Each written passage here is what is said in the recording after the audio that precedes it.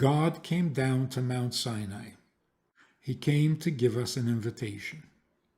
I want to be closer to you, and I will ask you to join me.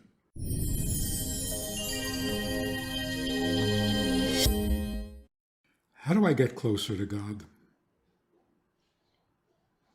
Interesting question. But before we actually answer the question, let's explore it a little more. Can we get closer to God? Is that a possibility? Should we get closer to God? Is that a good thing? What would constitute closeness? I can get closer to God in space. So what does closeness mean? Can you be close to someone you don't see? These are all very legitimate questions. The ultimate question is, closeness has to be a two-way street. You can't get close to someone who doesn't want to be close to you. Then you're just pursuing, but you're never getting close. You're stalking.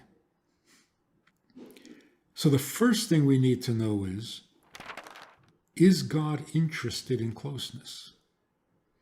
Because if he's not interested, then I have no approach. If I'm not invited into a closeness, then closeness is not possible. Which religion teaches that closeness to God is available, attainable, desirable, and it's a two-way street? We're always hearing about how God is mysterious, how God is infinite, how God is unknowable. That kind of discourages closeness. Does God want closeness? Is he looking for a close relationship? Most religions say no. Well, then let's drop it. Can't happen. So you have to be invited into a closeness if you're going to get close.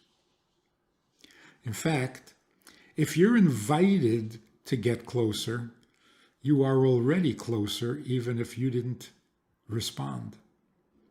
The invitation itself is a closeness. So if God asks us to get closer to him, then we are closer than before he asked. Of course, it's not a complete closeness because we're not completing the circle. Okay, so what then is closeness? Let's define the term. Close doesn't mean physically side by side. Closeness would mean I am precious to you, you are precious to me.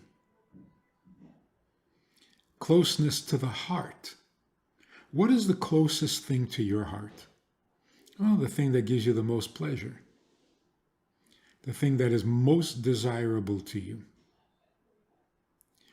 Now, I discover that my friend has something very, very close to his heart. His most precious possession. Now I'm jealous. I want to be that close. I want to be that precious. So I start looking for ways of getting closer. But imagine that I discover that there is something really close to my friend's heart, but he won't tell me what it is.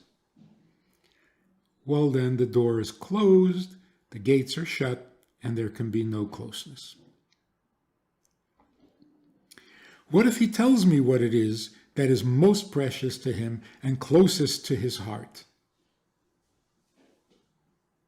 Now I'm waiting for an invitation.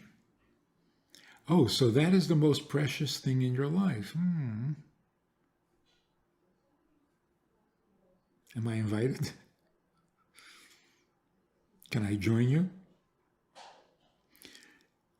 You have a place that you love to visit.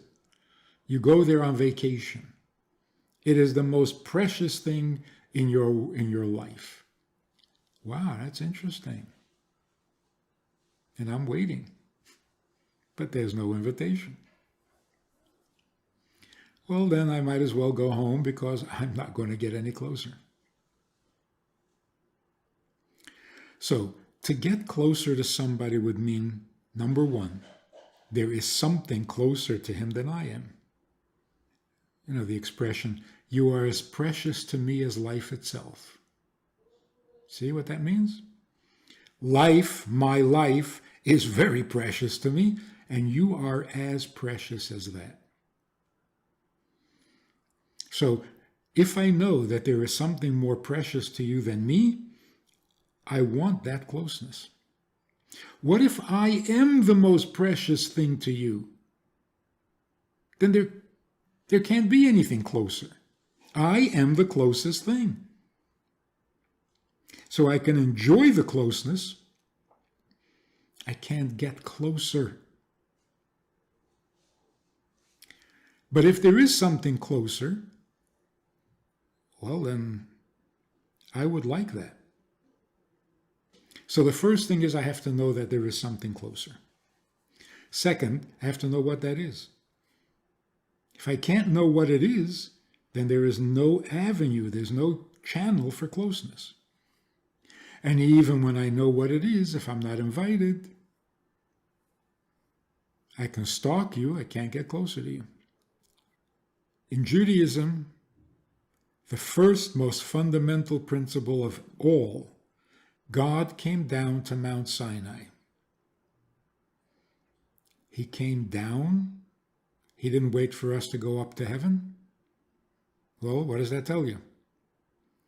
He came to give us an invitation. He came to say, I want to be closer to you. I will tell you what is most precious to me. I'll tell you everything. And I will ask you to join me. Shabbos is an example.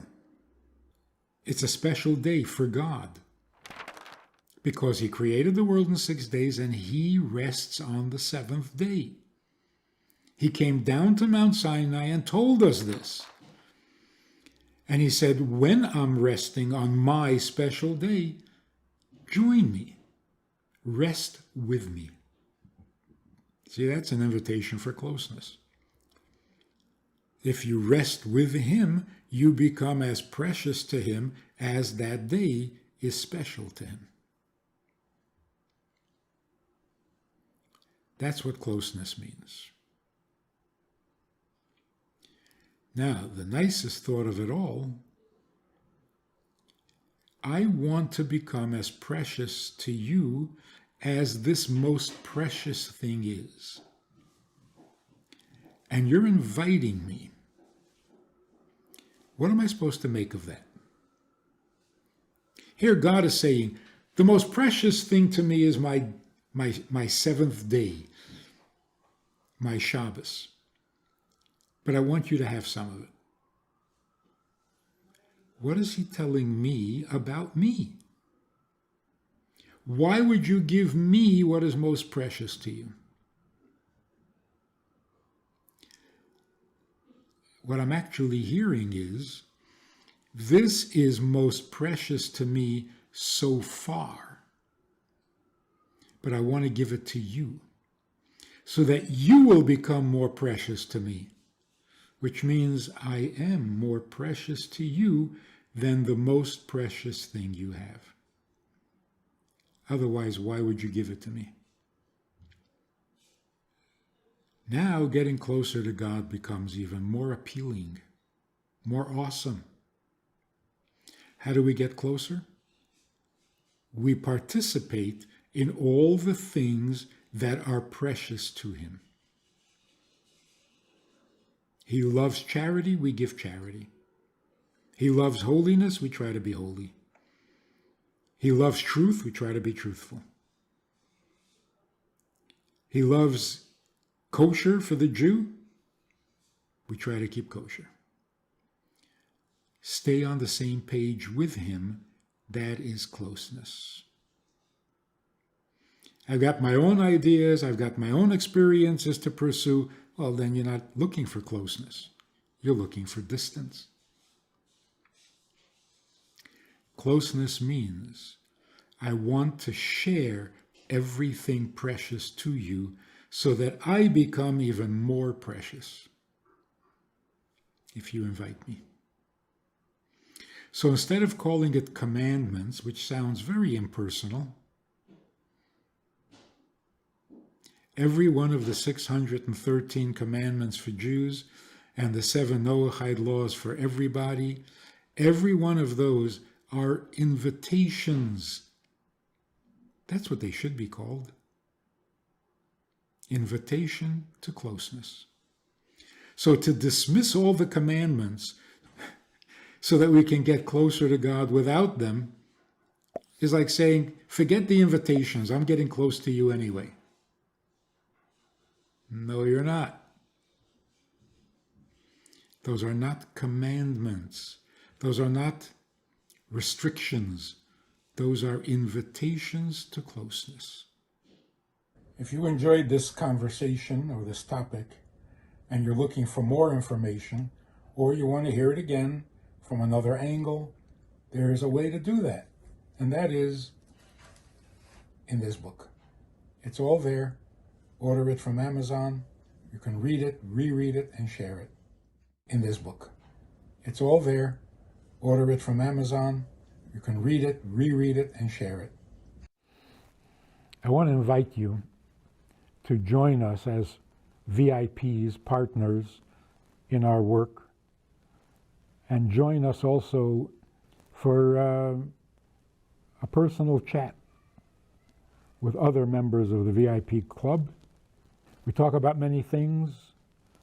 There's an opportunity to ask, to respond, to make a comment, to meet the other supporters. And together we can really make a difference in Jewish life and in life in general. So join us.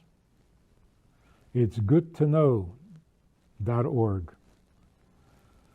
Log in, call, make contact, and join us with the VIPs.